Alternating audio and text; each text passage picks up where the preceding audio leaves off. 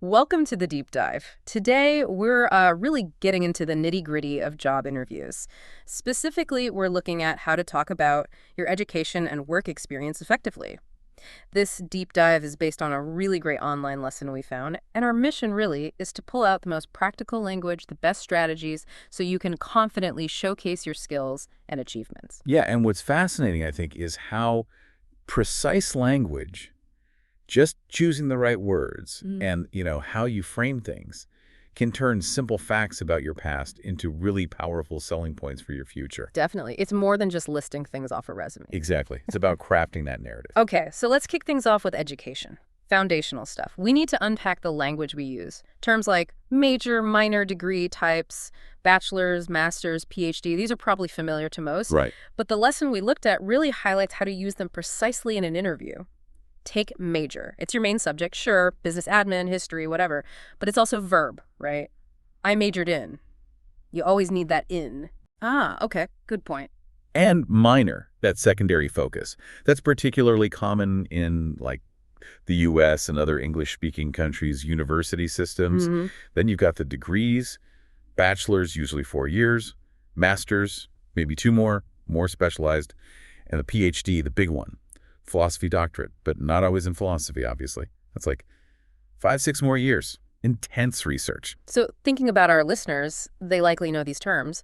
Why is using this specific academic vocabulary and using it correctly? Why is that so important in an interview? What does it signal? That's a really good question. It's not just about proving, the definition. It signals fluency in professional communication. It shows you understand the academic world and can articulate your own path clearly, builds credibility, instantly. It sets a professional tone. Exactly. And the lesson had this great example. A candidate says something like, I graduated with honors from Chester University, majoring in business administration with a specialization in information management, and I minored in psychology. See how specific that is? Very clear. And what's really interesting is how they then talked about their course of study. Okay, what do they mean by course of study? It's basically their plan, their path through their studies. They explained why they chose it. They wanted practical skills, marketable ones, so they took the information management track. Think of track like train tracks, a specific direction or focus within the major. Gotcha, a specialization. Yeah. And crucially, they also mentioned the psychology minor for developing those essential interpersonal skills. Strategic thinking. That links perfectly to the next point, doesn't it? That discussing your education isn't just about the diploma itself. No, not at all. It's about showing something deeper. It's demonstrating that that desire to keep learning. Exactly. Interviewers look for that continuous drive. Commitment. Right. The source material really emphasizes this. It says, beyond your formal degree, talk about continuous training. Mention courses you've taken, seminars, conferences you've attended. Yeah, or even simpler things. Like what? Well, like staying informed by reading trade publications, listening to relevant business podcasts, like this one, hopefully. Absolutely. It all adds up. It shows you're proactive, you're engaged with your field. So let's connect the dots then. How does highlighting that continuous learning really show commitment? How does it demonstrate that proactive approach to an interviewer? Well, when you talk about constantly learning, you're showing you strive. That's the key word, the lesson used. You strive to keep your skills sharp. And strive means what exactly in this context? It means you try really hard, you actively pursue improvement. You're not just passive, you make a real effort. It shows ambition. It's about that persistent effort, pushing yourself, not just coasting. Precisely. Okay, so we've got the education part covered. Let's transition now. Let's talk about work experience. How do you articulate that effectively? Yeah, moving from the academic to the professional world. The lesson used another good example, a candidate talking about being a customer support manager at Oracle.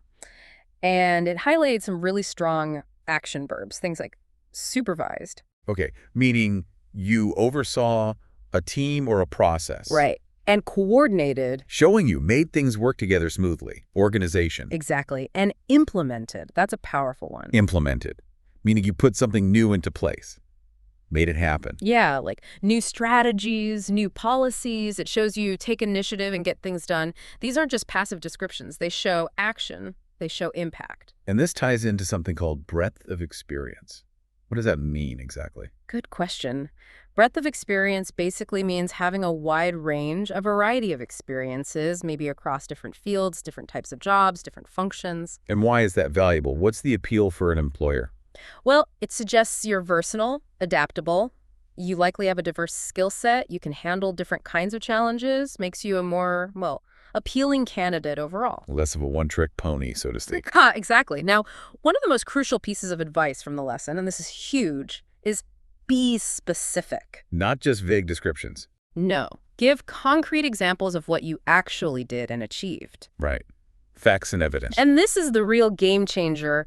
Quantify your achievements whenever possible. Ah, the numbers, yes. It's vital. Remember the example. The candidate lowered the churn rate, I think it was to about 5%. Which directly impacted revenue. Exactly. Adding those numbers isn't just like a nice extra. It demonstrates your actual achievement. It translates your work into tangible business value, shows you're results-oriented. It proves your impact, shows problem solving, data literacy, things employees really look for. Definitely.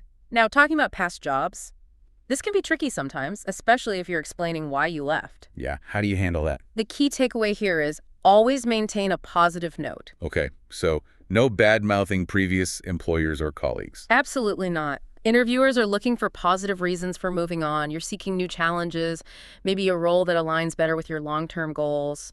Something forward-looking. Frame it about your future, not negatively about your past. Precisely. And speaking of framing things well, let's touch on a couple of vocabulary points the lesson highlighted. The word hence. Okay, hence. It's just a slightly more formal, more professional way to say therefore or so or in consequence. The example was like, the economy is doing poorly, hence people are losing their jobs. Got it. Adds a touch of formality. Yeah. And another useful verb, pursue. Pursue. Means to chase after something, to go after it with determination. You can pursue a master's degree or pursue a promotion or even, pursue a dream. So it implies active effort and ambition. Exactly. Okay, ready to shift gears a bit. Let's do it. Let's talk about the unexpected. Those curveball questions you sometimes get in interviews. Ah, yes, the weird ones. The lesson shared this amazing anecdote, a real interview question. If you were a tree, what kind of tree would you be? Wow. Okay. And what did the person say? Apparently, they said a willow tree because they're beautiful. Interesting answer. Yeah. But why ask that? What's the point? It seems unrelated to the job. Well, that's what's so intriguing, right? That lesson suggested the reason often isn't about the answer itself. There's no single right tree. So what are they looking for then? It's more about assessing how you handle pressure, how you think on your feet when faced with something totally unexpected. Ah, so it's about observing your reaction, your composure, maybe creativity. Exactly. Your grace under pressure, your self-awareness.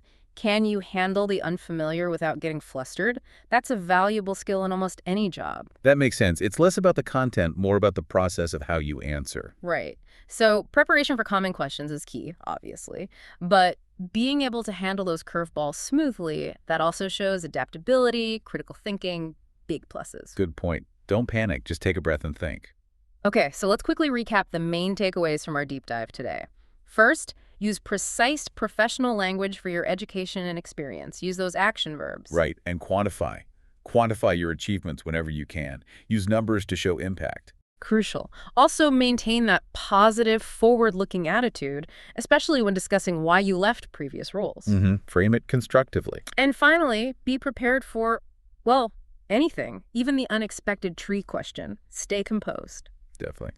So the real question for you, the listener, is how can you take these ideas and apply them to your unique story? How can you maybe quantify your contributions in a creative way? Or describe your own breadth of experience so it really shines? Yeah, think about how to actively shape that narrative. It's your story to tell. And on that note, just for fun, we'll throw it out there. If you were a tree, what kind would you be and why? Also, we'd love to hear what's the weirdest or maybe the craziest or even just the best job you've ever had. Give some thought to your own course of study, your professional track. How can you use some of this language we discussed today to articulate your journey? Thanks for joining us on the Deep Dive.